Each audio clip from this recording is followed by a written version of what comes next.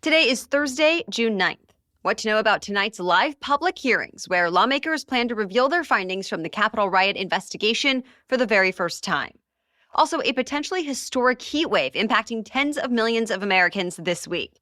Plus, a big turnaround in the housing market and new steps to make it easier for some to buy a home. Which big-name businessman could be spending more than anyone ever has on an American sports team? And what's being called the Airbnb for pools. Swimming pool owners are making a killing renting out their backyard spaces. All that and 5 more stories to know coming up. Welcome to The Newsworthy. All the day's news in around 10 minutes. Fast, fair, fun, and on the go. I'm Erica Mandy. Thanks so much for being here. You ready? Let's do this. So at this point, a group of lawmakers has been investigating the January 6th Capitol riot for 11 months. It's interviewed more than 1,000 people and reviewed tens of thousands of documents. And today, for the first time, the panel is ready to start sharing what it's learned. The lawmakers are holding their first public hearing tonight.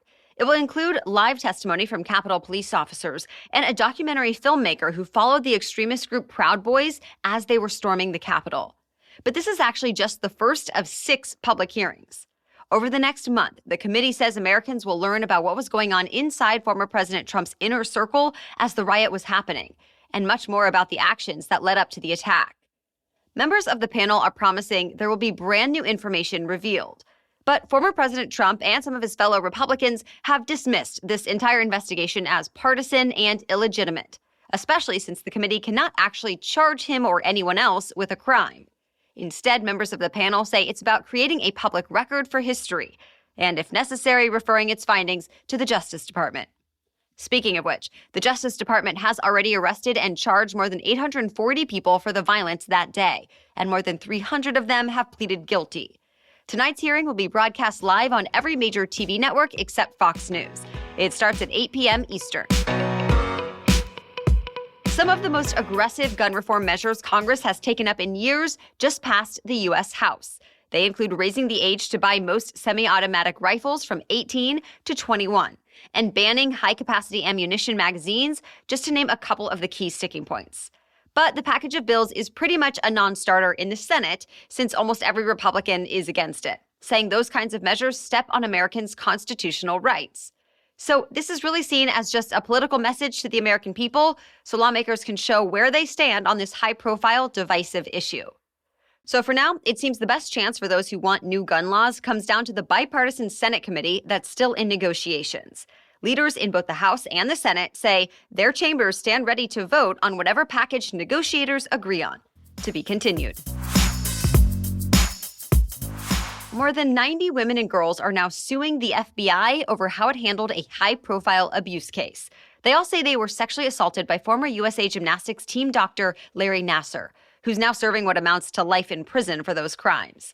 Olympic gold medalists like Simone Biles, Ali Raceman, and Michaela Maroney are among those who filed the latest complaint. Together, they're seeking more than $1 billion from the FBI, since the gymnasts reported allegations to the Bureau more than a year before the FBI finally took action. And in that time, dozens more athletes were molested. The FBI has admitted that should not have happened, has apologized, and has said the agents who were responsible are no longer working for the FBI.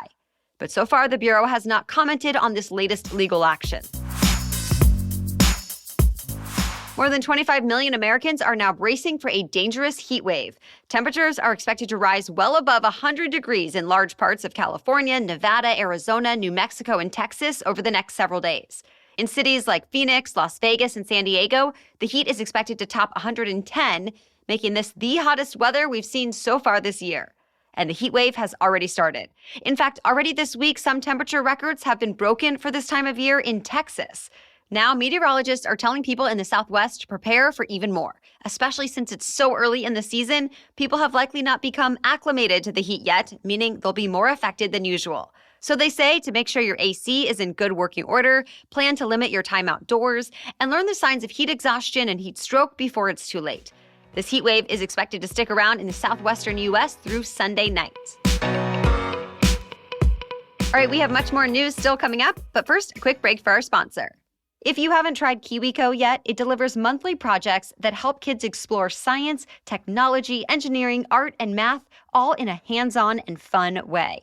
Kiwico has subscription lines for kids of all ages, ranging from infants and preschoolers all the way to teens. So there's something for everyone.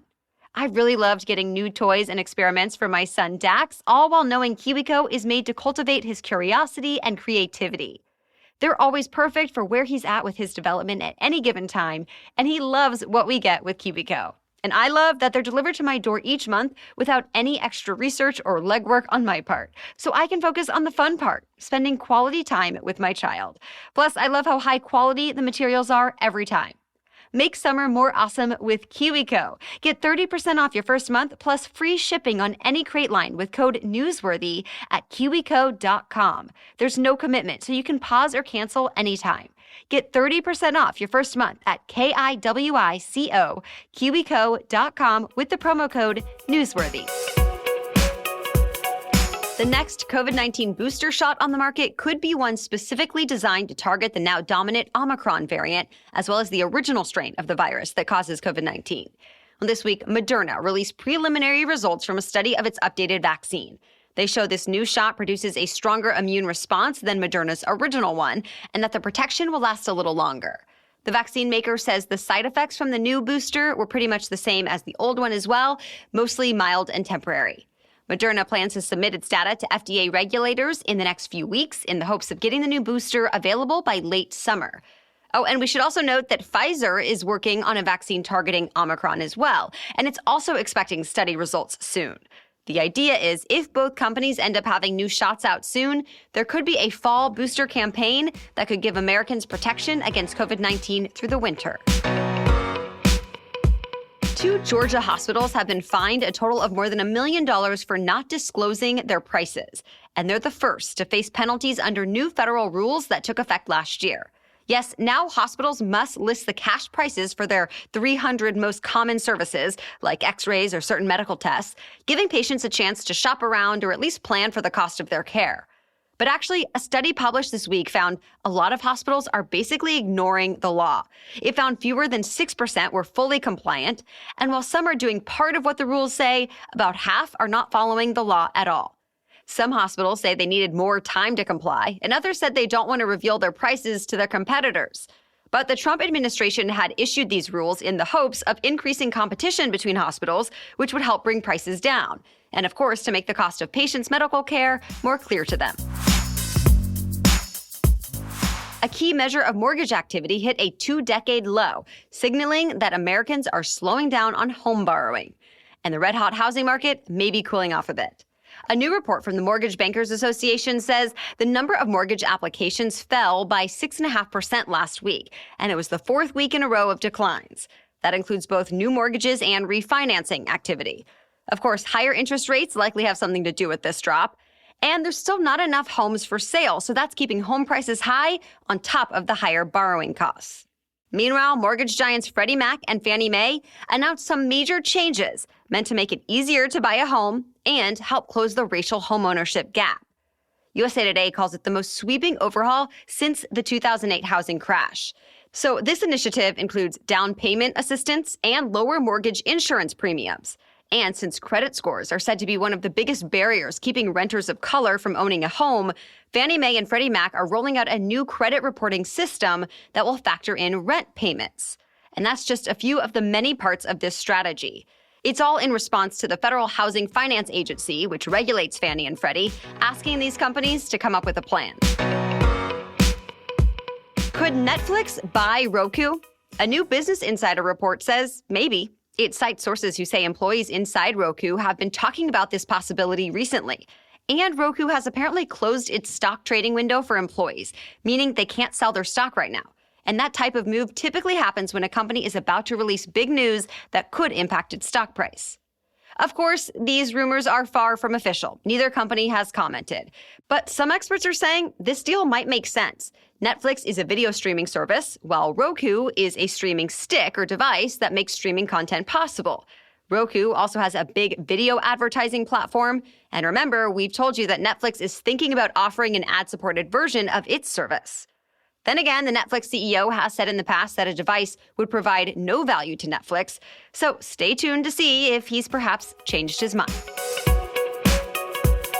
A Walmart heir is leading efforts to buy an NFL team for what could be a record-setting price. Rob Walton is the son of Walmart founder Sam Walton, and he, his daughter, and his son-in-law are looking to become the new owners of the Denver Broncos. The offer still needs to get the okay from the right people within the NFL, but this deal is expected to go through. A Denver news outlet reports the expected purchase price is $4.65 billion, and if that's true, it'll be the most money ever paid for a sports franchise in the U.S. In fact, it's twice the previous record. CBS Sports reports Walton would also become the NFL's richest team owner with a higher net worth than the other 6 richest owners combined.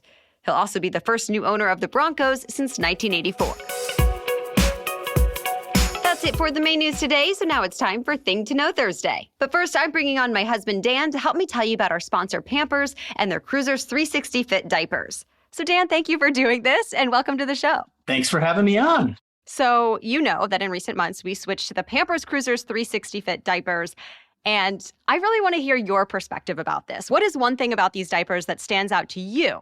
Pull them up, put them on. I think it's kind of a novel way to do this, especially with our little guy who does not like being on his back anymore, especially during diaper changes. The old diapers, you got to kind of go around the sides, get it underneath his butt, do the side tape. It's the worst. And he kicks you the whole time. So now with these, you can just let him stand up. He steps into him. You pull him up. I don't know. I think he likes it a lot better. And, we're talking about Pampers. It is the #1 pediatrician recommended brand. Check them out. It's the Pampers Cruisers 360 Fit diapers. You can buy in store and download the Pampers Club app today to start earning rewards with every diapers and wipes purchase. Thanks for joining us and sharing your perspective, Dan. Pampers, if you're listening, we could use some additional samples. All right, now back to Thing to Know Thursday. So we already have ride sharing and home sharing. Now it seems pool sharing is getting more and more popular and could really take off this summer. Swimming pool owners around the country are renting out their backyard spaces for chunks of time and making a lot of money doing it. 2 rival apps are booming right now, Swimmy and Swimply. And one New Jersey pool owner told the New York Post he can make as much as $10,000 a week in rentals through Swimply. The company's co-founder tells Axios she sees big opportunity for the app since there's a pretty high rate of middle-class pool ownership in the U.S., plus a whole lot of people looking for ways to escape the brutal heat this summer.